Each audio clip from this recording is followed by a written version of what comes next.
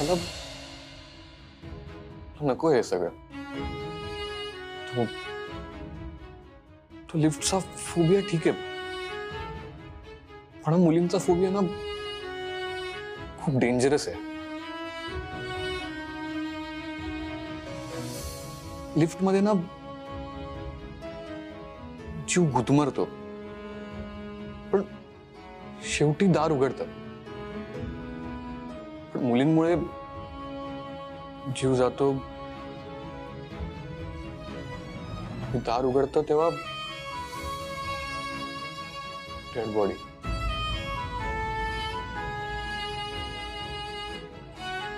मूल्य, हे सगळं मी तुला ऑफिसमध्ये सांगू शकलो नसतो, म्हणून इथे बोलवलं. कधीतरी मोकळं व्हावं, असं मनात साठवून ठेवून.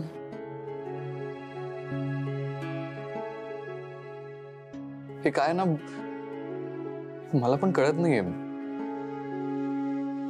म्हणजे आपण इतकं बोललो, चिडलो, भांडलो. अमूल्य, मी तुझ्याशी जितकं बोललोय ना, तितकं मी कोणाशीच बोललो नाही.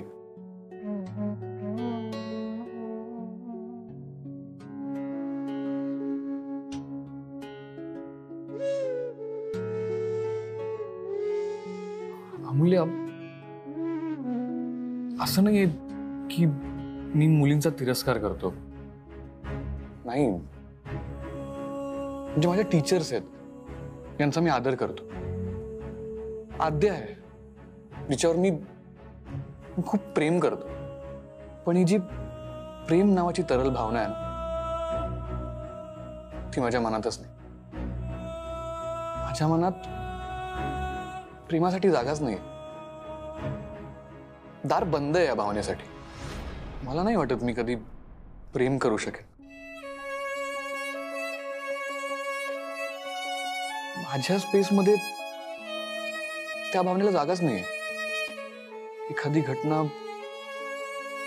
आपल्या आयुष्यात इतका मोठा बदल घडवू शकते, याची आधी कल्पना नसते आपल्याला. अमूल्य, आणखीन एक घटना आहे जिने माझ्या आयुष्यात खूप मोठा बदल घडवला. माझे बाबा राजकारणी होते, श्रीधर वानखेडे. आणि ते अचानक गेले. मी 20 वर्षांचा होतो तेव्हा. मला कळत नव्हतं मी कसं सावरू स्वतःला.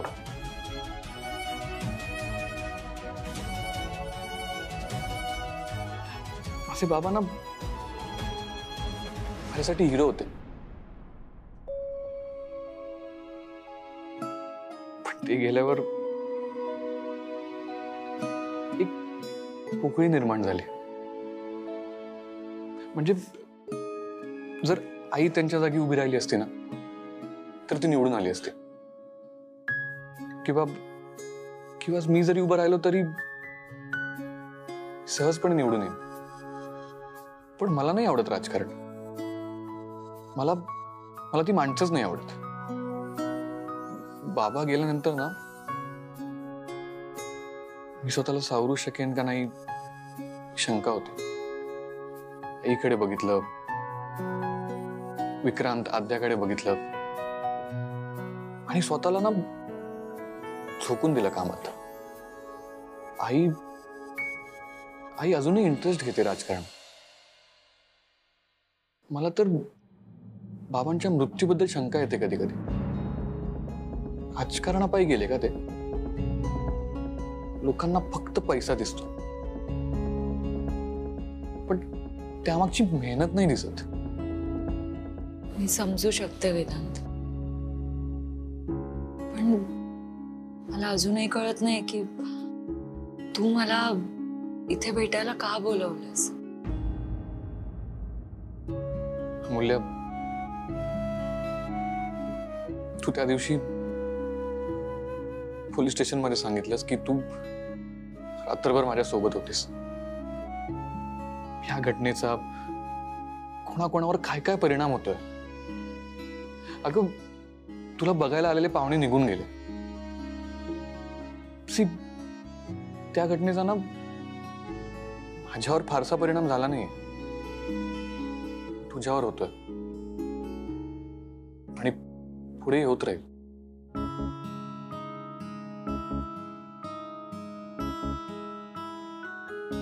तू तू एक मुलगी असून तुझं नाव सांगितलंस. तू पोलिसांसमोर बोललीस की आपण दोघं एक रात्रभर एकत्र होतो. अमूल्य, कुठली मुलगी करते असं? तू असं का केलंस ह्याचं उत्तर हवंय मला.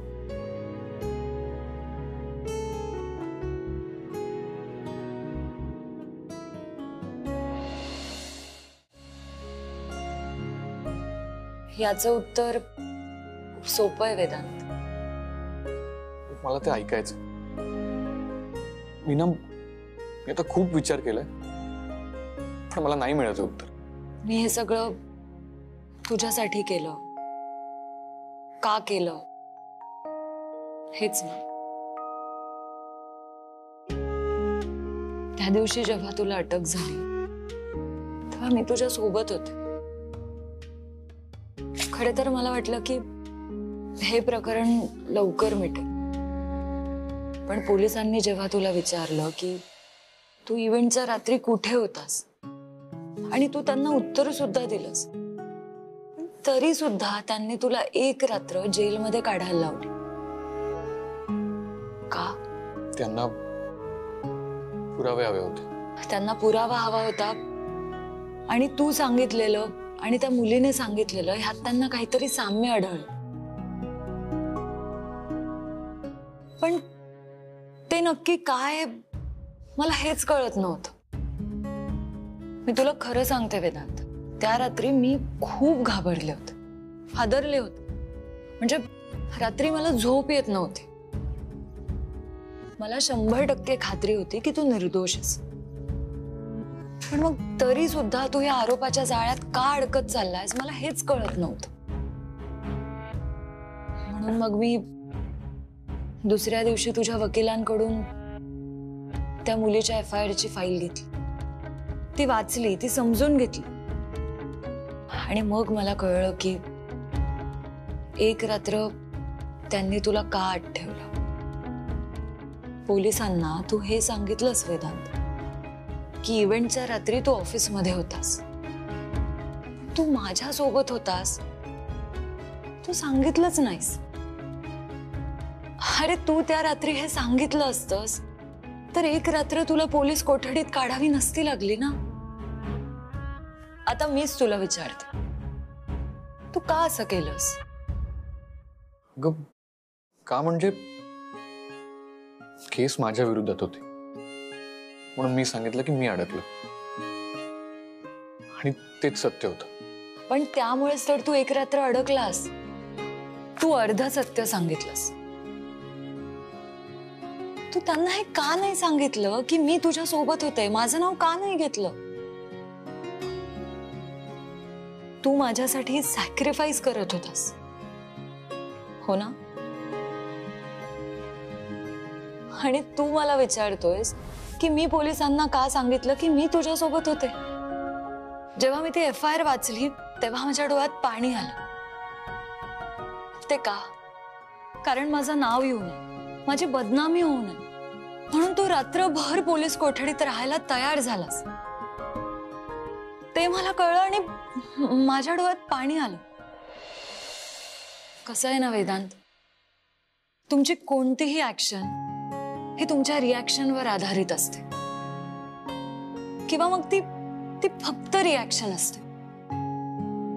त्यामुळे तू जे काही माझ्यासाठी केलंस त्यावर सत्य सांगणं हा एकच पर्याय माझ्याकडे राहिला होता.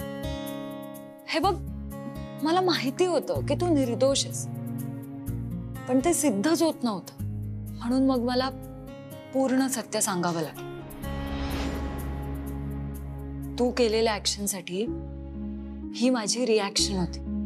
आता ह्याचे परिणाम काय होतील ह्याचा विचार मी नाही केला. आणि आता आता ही बातमी आलीच आहे टीव्हीवर, तर बदनामी दोघांची हो. पण तू मुलगी असल्यामुळे तुला जास्त त्रास होणार.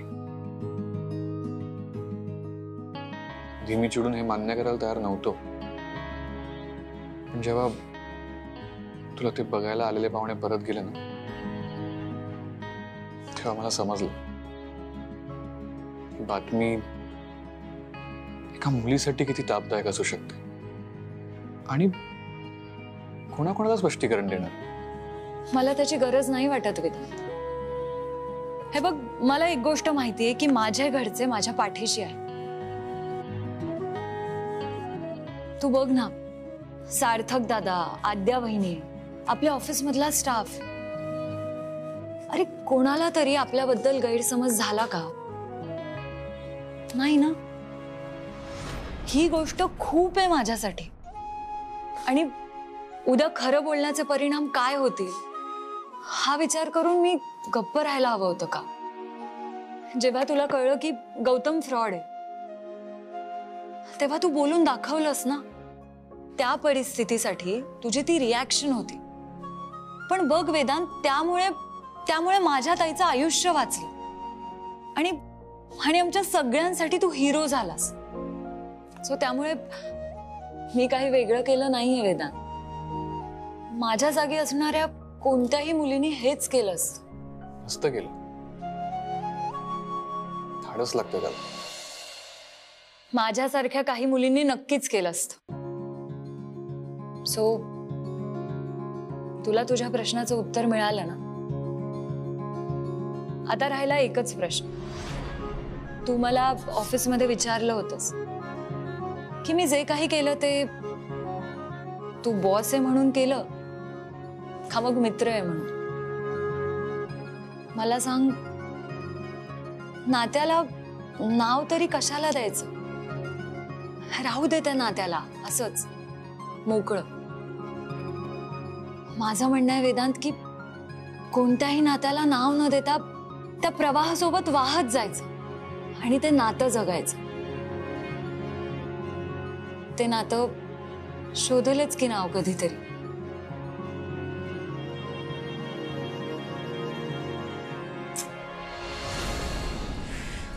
सारिका, तू ना उगाच त्यांच्या मागे लागलीस. ऑलरेडी एक प्लॅन फेल गेलाय ना. त्याची एवढी मोठी बातमी होऊन सुद्धा हे असे भेटताय. यावरूनच तुला कळायला हवं की त्यांचं तू काहीच बिघडवू शकत नाहीस. त्यांनी आपल्याला बघितलं तर. हे बघ, मला मेजर डाऊट आहे की या दोघांचं नक्की काहीतरी चालू आहे. तिला धड नीट ऐकू पण येत नाहीये. कसं कळणार? तुला बाबांचा फोन आला होता ना तुझ्या? निघायचं नाहीये का तुला? मी सांगेन का काहीतरी, म्हणजे ट्रॅफिक लागलं किंवा ऍक्सिडेंट झाला सांगेन. गाडीचा पुढचा पार्ट आहे ना, तो डॅमेज करून ठेवते. कशी आहेस का तू? मी अशीच आहे. ऐक ना, तू एक काम कर, तू त्यांच्या जवळपास जा आणि बघ ते काय बोलतायत ते. हे बघ, मी गेले असते, पण मी जर तिकडे गेले ना तर वेदांत किंवा अमूल्य कोणीही मला लगेच ओळखेल. त्यामुळे हे काम तुलाच करावं लागेल. अगं जा, जाग लवकर, वेळ नको घालूस. ती स्वतः नाव शोधू शकतात. हो, फक्त आपण त्याला नाव द्यायला घाई करायला नको. मला सांग, तुला कॉफी आवडते?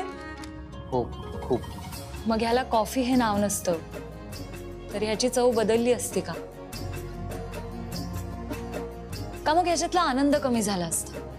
पण हा विचार वेगळा आहे, खूप वेगळा आहे. अरे वेदांत, तू सुद्धा तितकाच वेगळा आहेस.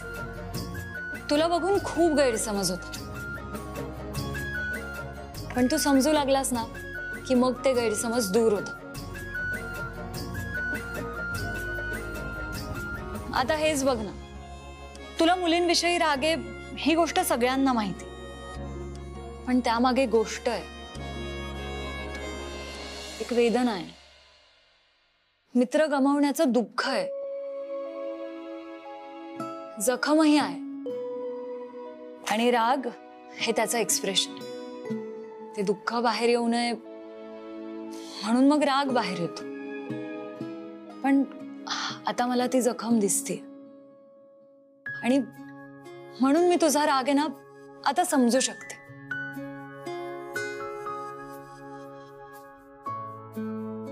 अण्णा नेहमी म्हणतात की कुठलाही माणूस एका पुस्तकासारखा असतो. वाचत गेलं की तो उकलत जातो, पण पूर्णपणे कोणीच कुणाला उकलू शकत नाही. कारण प्रत्येक माणूस आपल्या पुस्तकात रोज एक नवीन पान जोडतो. तू खूप लकी आहेस. अण्णांसारखे वडील आहेत तुझ्याकडे. तुझे बाबा पण तुझ्यासाठी हिरो होते ना. म्हणजे ते गेल्यानंतर तुला त्यांची उणीव भासत असेल.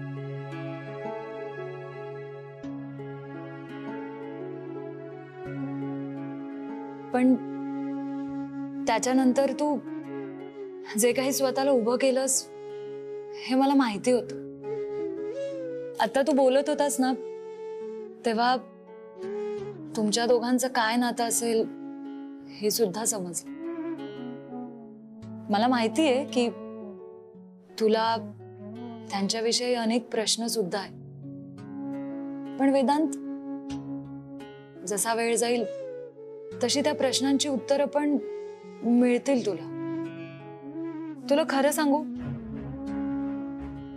तुला बघून असा अंदाज येत नाही की तुझ्या हात एक वेगळं जग असेल.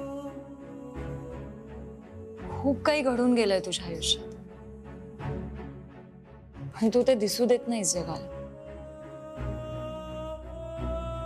बाहेरून असं वाटतं की तू रागीट, अहंकारी, खूप मोठा इगो असलेला.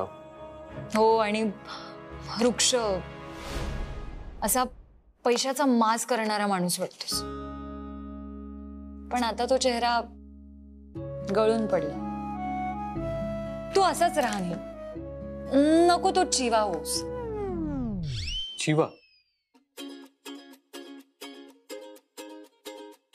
ठीक आहे, आज मी तुला सांगते की चिवा म्हणजे काय. ऍक्च्युली चिवा म्हणजे चिडका वानर. हे मी नाव ठेवलंय तुझं. व्हॉट? हो, आता दादाच्या लग्नापासून बघते ना मी तुला, सारखा आपला चिडत असतोस. पण आता मला तुला हे सांगायची भीती नाही वाटत. तुला खरं सांगू का, पहिल्यांदा मी ज्या चिवाला भेटले होते ना तो हा चिवा नाही जो आत्ता माझ्या समोर बसला. हा चिवा आता जरा बदलला. 3-4 महिने झाले असतील ना आपली ओळख होऊन. तुला बदलताना बघतीये. हा, आता हे मात्र खरं आहे की आपल्या आवडीनिवडी, आपलं जग हे खूप वेगळं आहे. आता मी तुझ्या ॲरोगन्सला ना तुझा आत्मविश्वास समजू शकते. मला कल्पना आहे की तुला कोणी चांगलं म्हटलेलं, तुझं कौतुक केलेलं तुला अजिबात नाही आवडत. पण मी सांगते तुला, तू खूप चांगलास. बस आता आपण मित्र आहोत की नाही हे मला नाही माहित. बॉस तर तू आहेसच, आणि तू आहे ना एक उत्कृष्ट बॉस आहेस. मला अभिमान वाटतो माझ्या बॉसचा. त्याच्यासोबत काम करायला मला खूप आवडतं. तू एक यशस्वी बिझनेसमॅन आहेस हे सगळ्यांनाच माहिती आहे. पण तू यशस्वी का आहेस हे आता मला कळतं. मला खरं सांगू का वेदांत, तुझी काम करण्याची पद्धत ना खूप आवडते. तुझे कामात असं स्वतःला झोकून देतोस ते आवडतं. फक्त हे चिडणं सोडलंस तर. चिवा काय? चिडकं वानर? रिअली?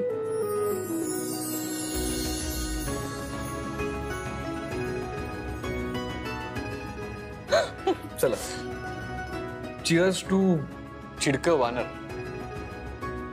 Cheers.